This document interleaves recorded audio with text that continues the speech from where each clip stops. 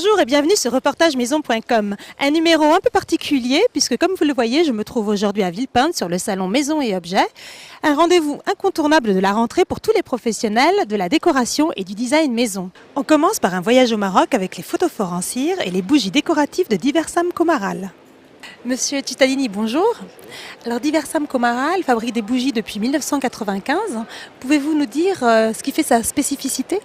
La principale spécificité de Diversam Comaral est d'avoir décidé d'utiliser la cire comme matière première à part entière et non pas comme matière à faire de la bougie justement.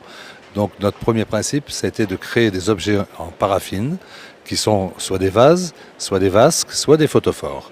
Le photophore a pour principe d'être exactement comme une bougie, sinon qu'il ne se déforme pas, donc il a le même éclairage, mais il a une durée de vie qui est beaucoup plus longue qu'une simple bougie.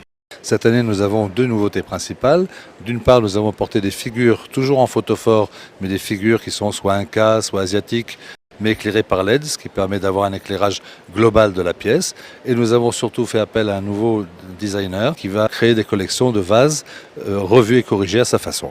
Luigi Cittadini, vous êtes donc designer pour Diversam Comaral et vous avez notamment créé une pièce de la nouvelle collection qui a été repérée ici sur le salon puisqu'elle fait partie des produits découvertes. Comme vous voyez, c'est un photophore avec une base assez classique, comme ce qui m'avait été demandé par Diversam Comaral.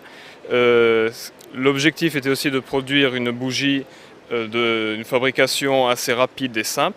Et pour cela, j'ai pensé et dessiné ce photophore, tranché sur le dessus pour avoir un aspect plus moderne et plus lumineux aussi, pour donner plus de lumière. Un designer très prometteur dont le travail est à suivre dans les prochaines collections.